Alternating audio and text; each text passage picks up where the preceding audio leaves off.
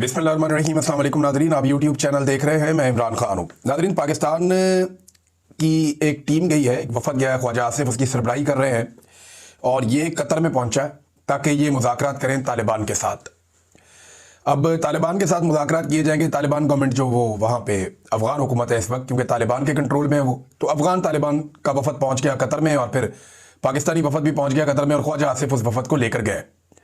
अब कतर सालसी करेगा या जो दूसरे ममालिक हैं वो सालसी करेंगे पाकिस्तान और अफगानिस्तान के बीच में जो तनाज़ा पैदा हो गया उसको हल करने के लिए।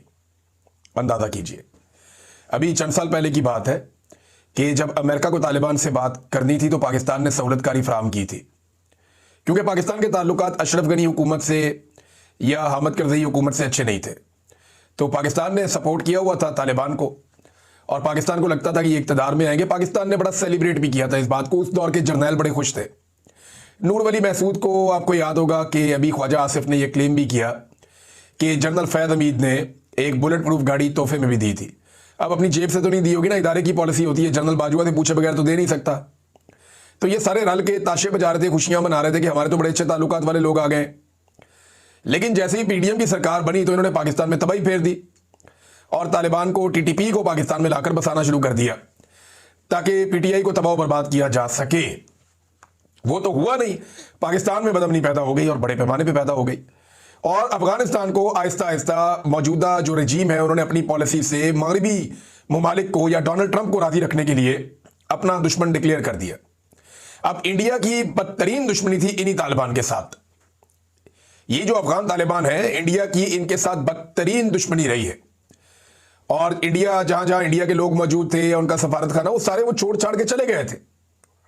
कोई बंदा वहां काम करने के लिए तैयार नहीं था। इंडियंस की, यानी अगर अमेरिका के बाद सबसे बड़ी शर्मिंदगी और नाकामी किसी को हुई थी तो वो इंडिया को हुई थी। और पाकिस्तान में हमने इस पे वीलॉग्स किए थे कि इंडिया का अरबों डॉलर डूब गया, सबसे बड़ी इन्वेस्टमेंट इंडिया की तबाह हुई इस रीजन के अंदर। लेकिन बदतरीन मुखालफत के बावजूद इंडिया को समझ आ गई कि इनके साथ हमने ताल्लुकात बनाने, हमारे मुल्क के लिए फायदा इसमें, तो उन्होंने इख्तलाफी नुक्ता नजर के बावजूद ताल्लुकात बना लिए। और हमारे जो अक्लमंद थे उन्होंने सोचा कि अमेरिका को राजी करना है, लिहाजा इनके साथ ताल्लुकात बिगाड़ दो। तो हमने अफगानिस्तान को अपना दुश्मन मुल्क डिक्लेयर कर दिया। वही ख्वाजा आसिफ मुज़ाकरात के लिए गए हुए। तो मुज़ाकरात की कामयाबी का अंदाजा तो आपको पहले ही हो जाना चाहिए कि जो शख्स एक मुल्क को कहता है ये मेरा दुश्मन मुल्क है, वो उसके साथ जाकर मुज़ाकरात करेगा तो मामला कहां से शुरू होगा। अब वो ये तो नहीं कह सकता कि आप हमारे भाई हैं या हमारे आपके साथ ताल्लुकात हैं। बहरहाल ये अब तीसरा मुल्क बातचीत करवा रहा है।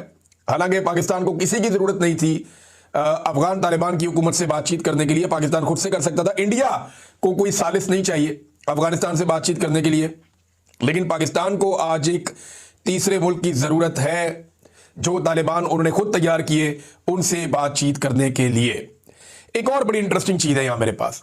पाकिस्तान का दफ्तर खारजा यह बयान देता है कि उम्मीद करते हैं कि एक दिन अफगान शहरी अपने हकीकी नुमाइंदों पर मुश्तमिल हुकूमत देखेंगे। मैं एक सवाल करता हूं, अगर यही बात अफगानी कह दें या उनकी हुकूमत ये बात कह दे कि हम उम्मीद करते हैं कि एक दिन पाकिस्तानी अपने मुंतखब अवामी नुमाइंदों की हुकूमत देखेंगे, क्योंकि अफगानिस्तान में तो लोग आगे जैसे भी ताकत थी उनके बाद वो आकर बैठ गए। उन्होंने कहा ये बुरी हुकूमत बना रहे हैं, बाद में हम सेटअप बनाएंगे, वो वहीं बैठ गए, पक्के हो गए। अब तालिबान हिलते ही नहीं अपनी जगह से और ना किसी में वहां पर इस वक्त ताकत है कि जो उनको हिलाए। तो उन्होंने तो अपना इक़्तिदार पक्का कर लिया। फ्यूचर में वो किस तरफ लेकर जाते हैं इसके बारे में कुछ पता नहीं। लेकिन यह बात हमें पता है कि पाकिस्तान के अंदर तो एक जमहूरी सिस्टम है ना, इलेक्शन होते हैं, लेकिन यहां पे भी अवामी मुंतखब नुमाइंदों की हुकूमत नहीं है। और यह एक दीवार पे लिखी हुई हकीकत है, पत्थर पे लकीर है, एस्टेब्लिशमेंट के माथे पे लिखी हुई शिकस्त है जो 8 फरवरी को पाकिस्तान की अवाम ने बता दिया था। एस्टेब्लिशमेंट आज इलेक्शन करवा दे, 2 साल बाद करवा दे, एस्टेब्लिशमेंट को इस किस्म की शिकस्त होनी है दोबारा कि ये अपने जख्मों को चाटेंगे लंबे अरसे तक। अभी तो पिछले जख्म चाट रहे हैं और गुस्सा आवाम के ऊपर निकाल रहे हैं जगह जगह पे। तो इनका कोई इरादा नहीं लगता मुज़ाकरात को कामयाब करने का। मुझे नहीं लगता कि मौजूदा रजीम ये चाहेगा, क्योंकि ख्वाजा आसिफ जैसा बंदा भेजा है जो पहले ही कह चुका है कि अफगानिस्तान जनाब एक दुश्मन मुल्क है और वो उसको दोस्त मुल्क समझता ही नहीं है। डोनाल्ड ट्रंप के स्टेटमेंट के बाद नाजरीन एक और फड्डा पड़ गया। डोनाल्ड ट्रंप ने जब यह बयान दिया कि सऊदी अरब तस्लीम करने जा रहा है, यानी अब्राहम अकॉर्ड का हिस्सा बनने जा रहा है और उसके बाद जो है वो बाकी भी बन जाएंगे। अब रोला ये पड़ गया है कि अब्राहम अकॉर्ड तो सीधा सीधा ये है कि आप इसराइल को तस्लीम कर लें और मौजूदा हैसियत में तस्लीम कर लें, जहां जहां पे इस वक्त उनका कंट्रोल है वो सारा आप तस्लीम करें, जबकि फ़लस्तीन की अभी आप बात छोड़ दें। अब्राहम अकॉर्ड तो ये है कि फ़लस्तीन के बारे में आप कहें कि पवस्ता रहे शजर से उम्मीदें बाहर रख, हो सकता है कभी तुम्हारी कोई रियासत बन जाए, लेकिन फ़लस्तीन को ज़हन से निकाल के आप इसराइल को तस्लीम कर दें। अब्राहम अकॉर्ड तो सादा सादा ये है कि आप ये कर दें, बाद में रास्ता बनाते हैं फ़लस्तीन के लिए भी। लेकिन क्या पाकिस्तान ये कर लेगा? क्योंकि ट्रंप ने दावा किया कि बाकी सारे भी आ जाएंगे। अब ट्रंप की जितनी तवज्जो पाकिस्तान के ऊपर है या पाकिस्तानियों की जितनी तवज्जो ट्रंप के ऊपर है, शहबाज शरीफ की तारीफें आपने देखी, जमीन आसमान के कलाबे में ला दिया, पूरी दुनिया में जिल्लत हो रही है, लेकिन फिर भी इन्हें शर्म ही नहीं आ रही।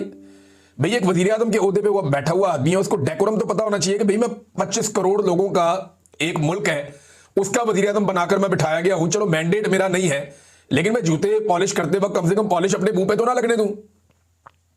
तो भाई फेर दी। अब लोग कह रहे हैं शू शाइन बॉय, कि जूते चमकाने वाला लड़का, शहबाज शरीफ को इस नाम से पुकार रहे हैं बाहर दुनिया में।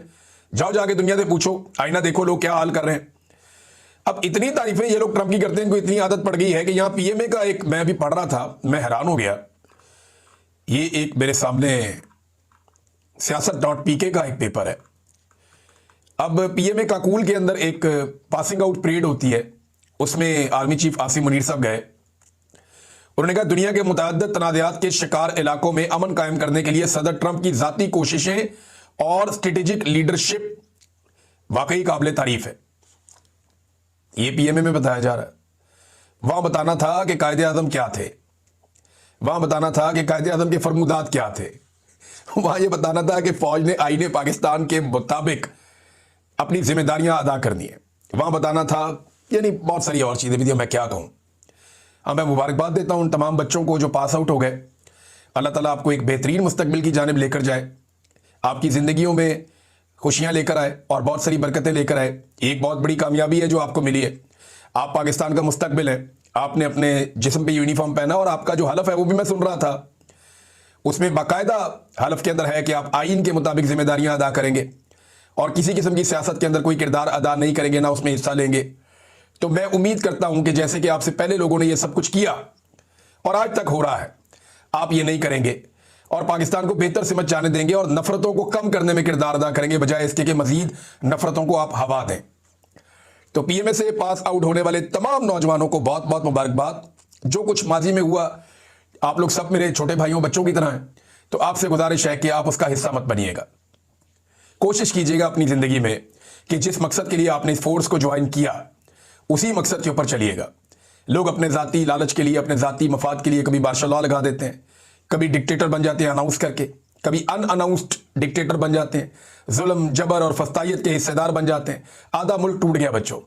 आप लोगों से उम्मीद है कि आप लोग वो नहीं करेंगे और जो हलफ आपने लिया है अल्लाह रब्बुल इज़्ज़त को हाजिर नाजिर जानकर आप उस हलफ की पासदारी करेंगे आखिरी वक्त तक।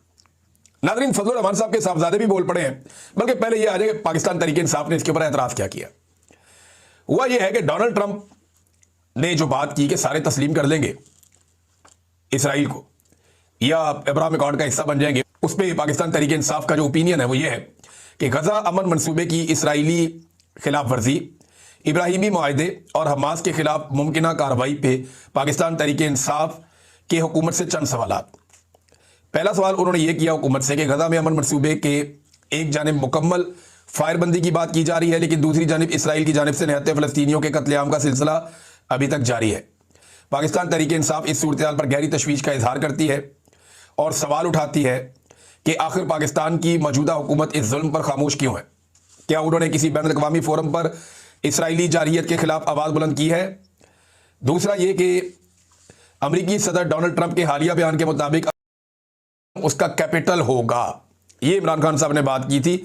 यहाँ इन्होंने ये नहीं कहा कि जेरूशलम कैपिटल होगा, यहाँ उन्होंने एक मुख्तलिफ बात की है और इसमें उन्होंने सिर्फ ये कहा कि अल-कुद्स शरीफ की हिफाजत। आखिरी जो पैराग्राफ है पाकिस्तान तहरीक इंसाफ का वो ये है कि पाकिस्तान तहरीक इंसाफ हुकूमत से मुतालबा करती है कि वो वाज़ेह कौमी मौक़िफ़ इख्तियार करे, इसराइली मज़ालिम की सख्त मज़म्मत करे, आलमी बरादरी को मुतहर्रिक करे और फ़लस्तीनी अवाम के साथ मुकम्मल यकजहती का इजहार करे। और पाकिस्तानी जो गवर्नमेंट है वो इधर पाकिस्तानियों को मार रही है, उनके ऊपर जुल्म कर रही है, उनके ऊपर जबर कर रही है, उनके ऊपर तशद्दुद कर रही है। जो लोग निकले थे उनके साथ इन्होंने क्या किया, मैं ये एक सुन रहा था क्लिप, मुझे बड़ी तकलीफ़ हुई सुन के, लेकिन मैं आपको सुनाता हूँ कि आखिरी वक्त में जो साद रिजवी है वो क्या कह रहे थे सिक्योरिटी फोर्सेस से। ये जुमले ज़रा आप सुनिए, मुझे तो बड़ी तकलीफ़ हुई सुन के। पाकिस्तान हमारा है, हम तुम हमारे भाइयों, जाओ वापस चले जाओ और उनसे कह दो हम गोली नहीं चला सकते, हम इनको नहीं मार सकते, जाओ। मैं तुम्हें अल्लाह का वास्ता देता हूँ, वापस चले जाओ। तुम्हें मैं रसूलुल्लाह का वास्ता देता हूँ, वापस चले जाओ। मैं तुम्हें तुम्हारी हलाली माओ का वास्ता देता हूँ, वापस चले जाओ।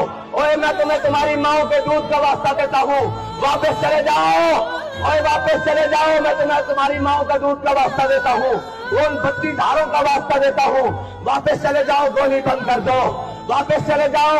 अल्लाह तुम्हें बड़ी इज्जतें देगा, अल्लाह तुम्हें बड़ी जनाब सरफराजियां देगा, अल्लाह तुम्हें हमेशा जनाब गज़वा हिंद के मुजाहिदों में बनाएगा, लेकिन खुदा के लिए अपनी नस्लों को बर्बाद ना करो।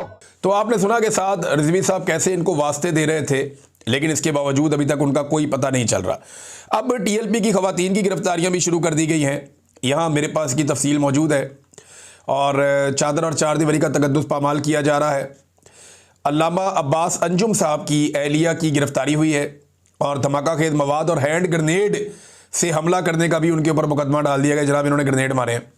ये कोई टीटीपी वाले हैं और ये बारूद वाले नहीं, दरूद वाले हैं। आप ज़बरदस्ती इनको उठा के बारूद वाली साइड पे लेकर जा रहे हैं। मैं पहले भी ये बार बार कहता रहा हूं कि दहशतगर्दों को तैयार करने वाली नर्सरी है पाकिस्तान की एस्टेब्लिशमेंट। निहत्ते लोगों को उठाकर पहले कत्लेआम करते हैं, फिर उनके ऊपर बारूद के और हथियारों के ढेर डाल दिए जाते हैं, फिर उन्हें ज़बरदस्ती उस रास्ते पर चलाया जाता है और बिलाखिर दहशतगर्द तैयार कर दिए जाते हैं। ये तो बेचारे दरूद वाले मौलवी हैं, तो बारूद वाले मौलवी नहीं है। इनके ऊपर उठा के जो है वो अब बारूद डाल दिया है। मेरी समझ से बाहर है, मेरी समझ से बाहर है। इनको मशवरे कौन देता है और ये किस तरफ लेकर जाना चाहते हैं पाकिस्तान को।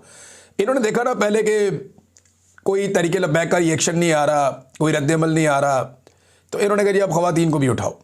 ये नेक्स्ट स्टेज के ऊपर आ गए हैं, देखते हैं क्या होता है। बहरहाल हालात ये हैं कि शहबाज शरीफ साहब के लिए तकरीर कर रहे थे इख्तियार वली साहब हैं, एक इनके PMLN के खैबर पख्तूनख्वा में। तो स्टूडेंट्स का एक बहुत बड़ा इकट्ठ था, वहाँ पे वो भी थे, कुछ PTI के जो रहनुमा है वो भी थे। बारी बारी सब ने खिताब करना था, तो ये फटाफट खिताब करके निकल गए। इन्हें आइडिया था कि बाद में बहुत धुलाई होगी। तो इन्होंने ना जिस वक्त ये बात की कि डोनाल्ड ट्रंप किसी को मुंह नहीं लगाता, तो डोनाल्ड ट्रंप ने जो है वो माइक सीधा किया शहबाज शरीफ के लिए और कहा जी आए आके बात करें। तो इस तरह की बात जब ये कर रहे थे ना, तो तालबा जो सामने तालिब इल्म मौजूद थे उन सब ने शेम शेम के नारे लगाना शुरू कर दिए। कितनी तकलीफ वाली बात है। देखें, पाकिस्तान का एक आम नौजवान, एक तालिब इल्म भी महसूस करता है कि वज़ीर आज़म ने हमारी नाक कटवाई है, हमारी बहुत बेइज्जती करवाई है, जो गैर ज़रूरी थी वो नहीं करना चाहिए था। और माइक पर तलबा को कहा गया कि शोर ना मचाएं वरना आपको हॉल से बाहर निकाला जाएगा या आप हॉल से बाहर चले जाएं। इस तरह फिर तलबा को रोकने की कोशिश की गई, लेकिन तलबा बहुत गुस्से में थे। उन्होंने कहा यार ये क्या बकवास है, एक तरफ तो नाक कटवा के आ गए पाकिस्तान की 25 करोड़ आवाम की, और ऊपर से आगे यहाँ पे तन के कह रहे हो कि जनाब ट्रंप किसी को मुंह नहीं लगाता। माइक सीधा किया और उसने शहबाज शरीफ को कहा कि आकर बात करें, और बाद में कहा अब इससे ज़्यादा मैं क्या बात करूँ। भाई शहबाज शरीफ ने जो किया वो भी बताओ ना। यानी पूरी की पूरी पॉलिसी ख़त्म कर दी 28 सेकंड के अंदर, तबाही बर्बादी फेर दी शहबाज शरीफ ने। हमने तो कभी देखा ही नहीं। फजलुर रहमान साहब के बाद उनका बेटा भी मैदान में आ गया नाज़रीन, और उनका बेटा अब एक तकरीर कर रहा था, मैं सुन रहा था, असद। उसने कहा जनाब कि यहाँ फ़ौज की हुकूमत है, यहाँ इस्टेब्लिशमेंट की हुकूमत है, यहाँ सेक्टर कमांडर की हुकूमत है, यहाँ कोर कमांडर की हुकूमत है, तुम जमीयत उलमा इस्लाम को मरऊब नहीं कर सकते। अब क्योंकि 27वीं आईनी तरमीम होने जा रही है, तो फजलुर रहमान साहब को तो ये पता है कि उनके बगैर भी हो जाएगी। अब रोला कोई नहीं है। अब उन्होंने अपने नंबर पूरे कर लिए, मखसूस नशिस्तें उन्होंने अपने खाते में डाल ली हुई हैं। 26वीं आईनी तरमीम में जो फजलुर रहमान साहब ने सहूलतकारी की, उसके नतीजे में नए बनने वाली अदालत ने जो काम किए, कारनामे किए, उनमें एक तो ये है कि फ़ौजी अदालतों को या उनके फ़ैसलों को